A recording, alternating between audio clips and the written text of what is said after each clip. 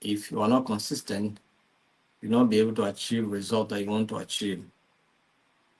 So for those that are being consistent, I really appreciate you for your consistency. All right. So, and I'm looking at your comments now. Some of you are saying, yes, I am learning and adjusting at some time, at the same time. Very impactful course indeed. That's pre-Sunday. You can see it's understanding because I was talking about whether he's noticing areas that he himself needs to improve. And I think that's why he's trying to, make me understand that, yeah, he listens to what I'm saying. It's very important. All right. So let's look at so the last thing that we're going to consider for tonight, we are going to look at negotiation and mediation strategies based on emotional intelligence principles. Negotiation and mediation strategies based on what? Emotional intelligence principles. How do you negotiate in accordance with emotional intelligence principles? How do you mediate in accordance with emotional intelligence principles? The principles of emotional intelligence that we have discussed here: self-awareness, self-regulation, social skills, empathy, and so many other components of emotional intelligence that we have discussed. How do you mediate and negotiate in line with these principles that we have discussed? I think this is what we're going to look at now. And I think this is the final thing we're looking at in this unit too. All right. So let's look at negotiation strategies in accordance with emotional intelligence principles. You have to build rapport. You have to build what? Rapport. For you to be able to negotiate effectively, you must build rapport. Establish a connection with the other party by finding common grounds or shared interest. Because when you come into negotiation table, there are areas that you have common interest. So identify those areas and connect with the other party based on those areas, and start your discussions on those areas that you have common interest before you begin to dive into the areas that you have different viewpoints or different interests. Do you understand? And so it will benefit you more. The negotiations will be better and you achieve maximum result at the end of the negotiation session. So it's very important. So for example, you say we'll start the negotiation by discussing mutual goals or atmosphere, which can create what? A cooperative atmosphere. So that's what it means. So practice empathy. Practice what? Empathy. Practice empathy. In negotiation, practice empathy. Don't just be selfish. Sometimes we are so selfish. We are just discussing what is our interest. What is our interest? Somebody came into my office today.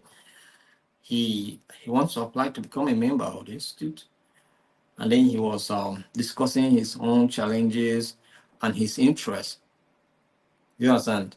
So I was also trying to understand his own challenges. I understand with him, and also make provisions and create and give him opportunities of how he can, go about it. At the end of the day, he also went home happily and went and complied with what I asked him to do. Do you understand? So that's how it is. So it's not about just your interest. If this one is not, if this one is not. We try as much as possible to accommodate people. And even when sometimes you don't have the fee that you need to pay at the time, we still find a way to accommodate you and then give you an opportunity to see how you can be able to meet up. Do you understand? So it's not all about our interest, our civil interest. But those human beings sometimes can be so disappointing. But so because for us, we need more hands to promote peace.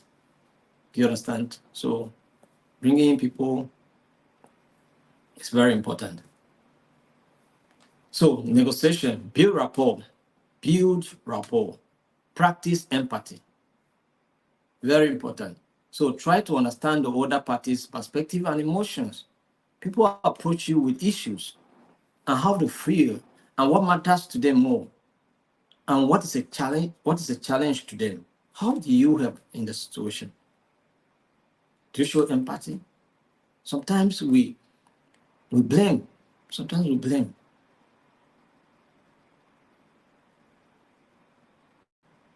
You know this now. Why do you still go ahead and make such kind of mistake? That's a very terrible mistake. You shouldn't have done it. That's human nature. But as a professional, what do you do?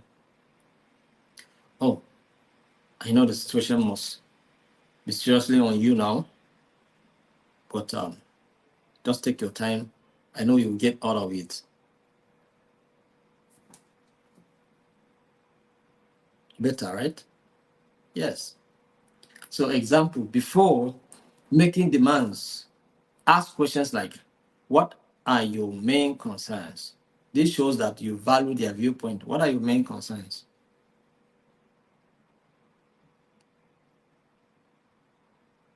What are your main concerns? It's very important. All right. So once you are able to do that, then you will, you know, be putting somebody into perspective. You are considering someone's emotion. It's very important. Stay safe away. Stay what? Safe away. Be aware of yourself. Be aware of your emotions. Aware of how you feel. Monitor your emotions and reactions throughout the negotiation. How are you reacting? How are you responding? Are your emotion being raised? Are you trying to antagonize? Are you trying to disagree? Are you trying to cooperate? Are you trying to, empathize? Are you no? Just monitor and know how you are feeling in the process of negotiation, because it may surprise you that before you know it, the emotions will be very high. The discussion will become so tense. Before you know it, accusation, blame games here and there. You came here, you are trying to think we're fools. You think you want to come up or smart us. You think we came here without our heads. You think we are sent here to come and play games with you. And the other side, you begin to ask all these kind of questions, and then you begin to accuse, and then, talk down on people, insult people, and so many other things. So people know it is negotiation table, business closed, no deal. Time wasted, money wasted, you have to go again and come back again because you were not able to control your emotions. Have you not seen when our Senate committee, our House of Reps member committee go on oversight functions? Don't you used to watch the somebody will, hey, do you think this madam, they're asking you a question, respond based on what they ask you. If they say bring document, they say, but they begin to shout and they say all manner of things just to disrupt the process, to make sure that the process do not go as expected. Maybe they have some certain things that they don't want us to know. You understand? Or sometimes even senators themselves or House of Rep members themselves will go there, blame language and all of that. Instead of saying, some honorable minister, you are the minister of social ministry, and something is happening under your administration, and as the head of the ministry or the political head of the ministry, we feel that you are in a position to give us more light on what is going on and what your ministry is doing instead of coming and saying that we observe that you have been taking wrong steps in your administration, this is what you have been doing, and things are not just working as they're supposed to work. So, what? Tell us, what are you doing? You understand? So it's very sounds so very tough and so personalized and so yeah, because the truth of the matter is that he is the political head of the ministry, but he's not the only person working there. Some of these permanent secretary can be very, very difficult to work with. You understand? One day I needed somebody connected me to one commissioner in Sokoto. Then I was in Sokoto, so I needed something. So they gave me the letter. I took it to the commissioner. So the commissioner minuted the letter to the permanent secretary. So the permanent secretary was to deliver what I needed, which was a kind of a paper or something to me. So I don't know whether he was expecting me to give him something. So, but I kept coming without giving anything. So one day he just got angry with me and then said I should stop coming to his office. That if the commissioner doesn't know his work, he will teach him his work. Do you understand? How can you say that a commissioner doesn't know his work based on what I'm demanding or what I'm requesting from the ministry?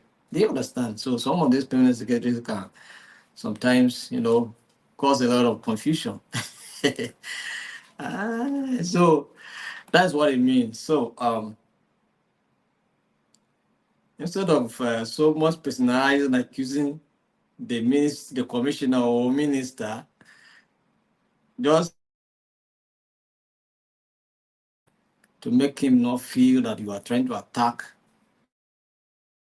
But you see, this some of these oversized functions, if you look at it, sometimes the conversation is as if it's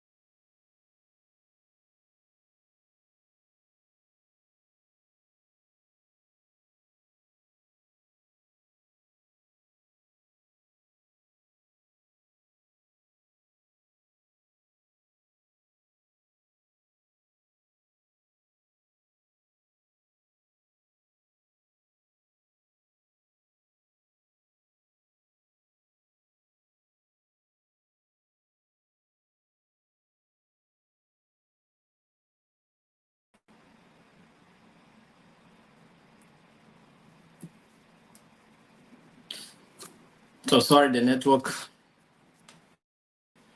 The network want to just. Let's try to cover today so that we don't be frustrated. So I hope. All right. I think we had the network glitches. Let's try and finish it so that we'll tell them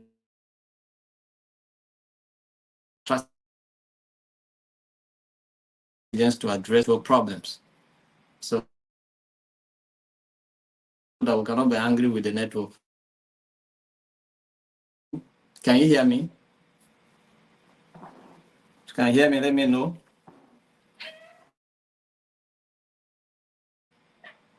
So Joshua is on now. If you can hear me, let me know. So you can hear.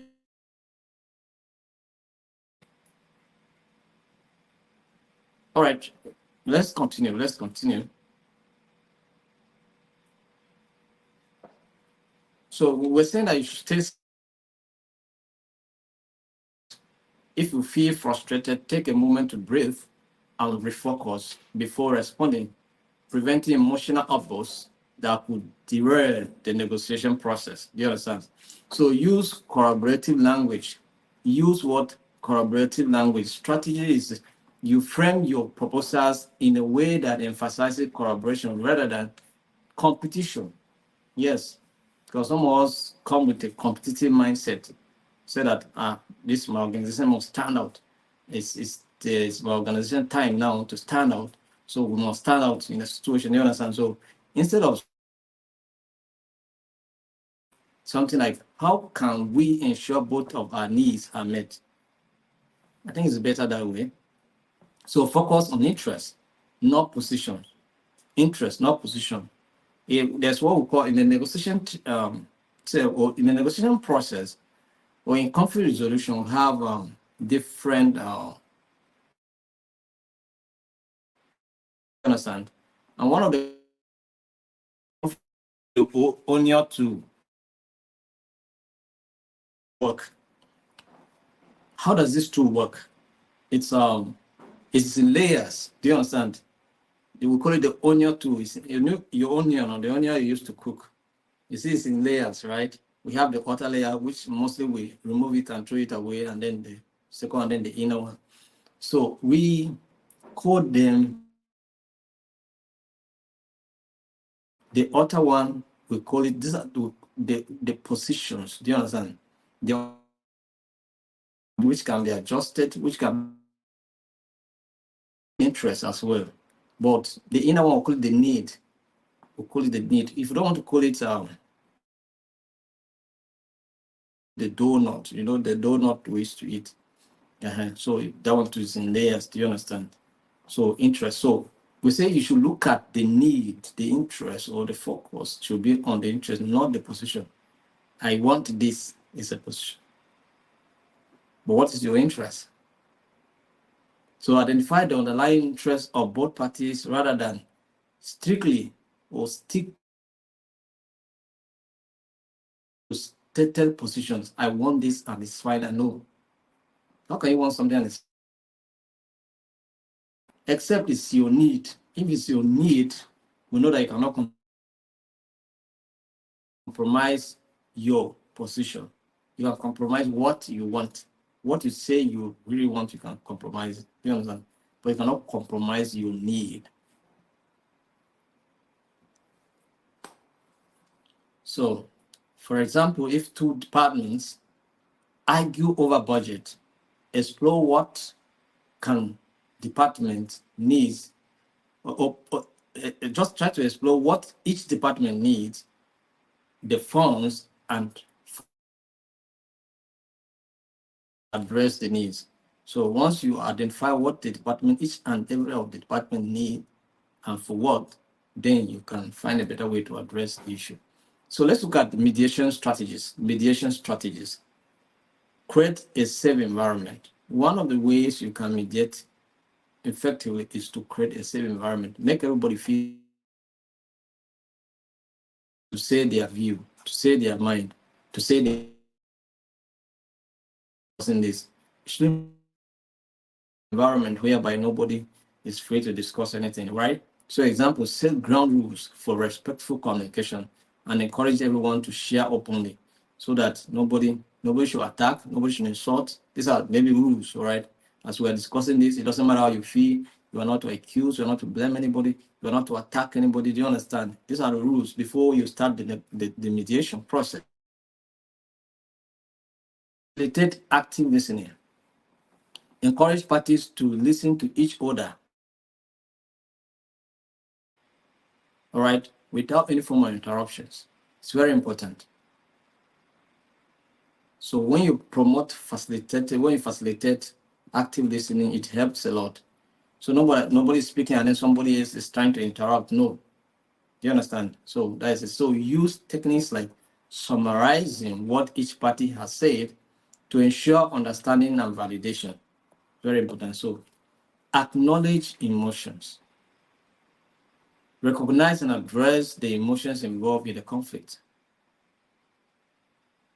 Anger, frustration, stress, confusion, and several others, pains and disappointment, all of,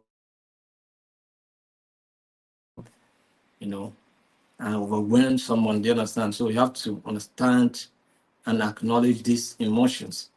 So say, I can see this topic brings up strong feelings for both of you, all right, to validate emotions and reduce tension. Actually, and it activates strong emotions, strong feelings, but I know that we can be able to resolve the problem amicably without any form of fracas and all of that. Do you understand? So you go ahead and then facilitate conveniently. Guide parties to collaboratively brainstorm solutions, right? So ask, what are some possible solutions we could consider that would work for everyone? So this promotes collaboration over competition. We promote what? Collaboration over competition. So nobody's competing. We are just doing things together to make sure that we solve problems. We are conversing, we are discussing our problem. Let's all talk about dialogue, all right? Dialogue, brainstorm, bring your idea. I bring my own. We reason together. You reason with me, I reason with you. And then we progress together to a very permanent and a productive solution for all of us. So identify common goals. Help parties recognize shared objectives to foster collaboration. Highlight mutual benefits, such as encourage a focus on resolution rather than conflict. So once you are able to identify your common goals,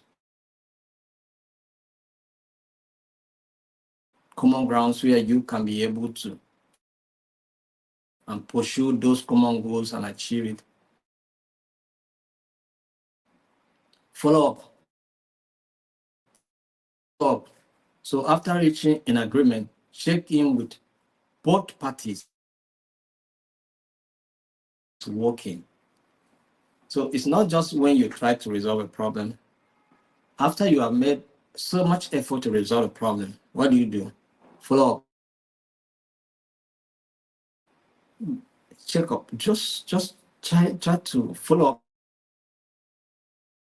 what you have agreed on. Use is an agreement, or what use. So that's why we must implement every of our communications and our resolutions. They are very important. We must implement them. Very important. So example, schedule a follow-up meeting to discuss progress and any adjustment needed, reinforcing commitment to resolution. All right, it's very important. So by applying the negotiations and mediation strategies rooted in emotional intelligence, you can create a more constructive and collaborative atmosphere, leading to successful conflict resolution. Do you understand? So this is what it means, and this is how much we can cover, or we are going to cover for today. So I want to appreciate all of you for taking time to be part of today's training, despite the fact that we had a network issue at some point. You both stick to it. So let me see what people are saying here. How people can still hear me. So thank you very much for being part of today's training. Tomorrow we'll be looking at Unit 3, which is building a culture of constructive conflict resolution.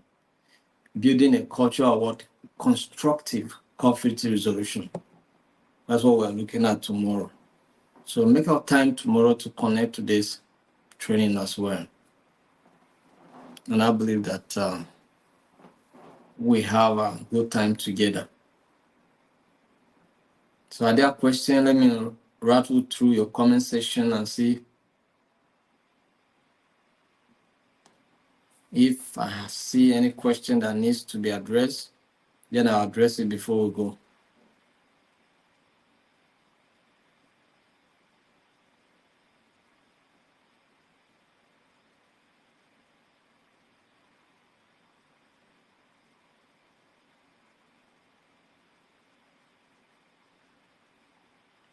Somebody is saying his I statement. No, I didn't say I statement. I didn't statement. That is, you're talking about yourself. I as a person. Me. I statement. I do not feel comfortable. I do feel, that's what I'm talking about. I'm not talking about eye contact. Eye contact is a different thing. When you're communicating with someone and the person is looking at you, then it also shows that somebody is listening to you. So you that you're communicating also make eye contact to know that, okay, somebody you're communicating to is also listening to you. Do you understand? So these are different things altogether.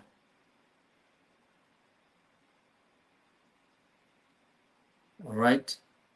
So somebody is asking, what is the difference between emotional management and self-regulation? So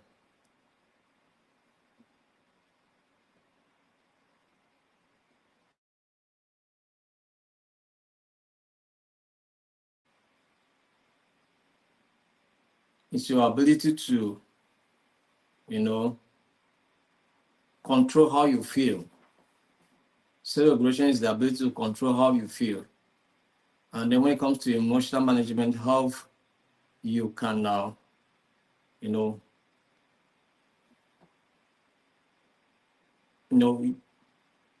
try to identify the right approach, the right words, the right terms to use despite your situation, despite the state of how you feel. But one of the things that can help you to be able to achieve this is when you are first and foremost exhibit self-regulation. When you are able to exhibit self-regulation, you'll be able to, begin to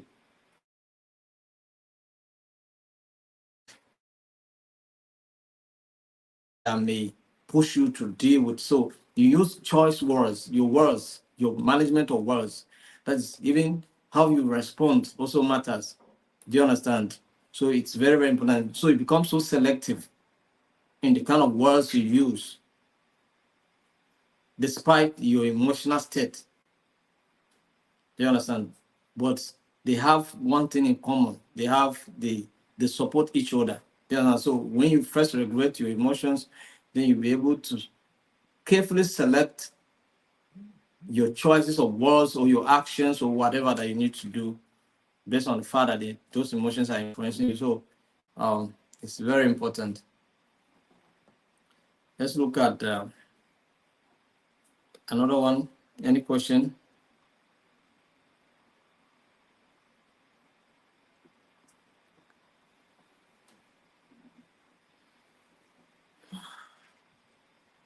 So in absence of any other question, we can call it a day. Thank you very much, and see you tomorrow by 7 p.m.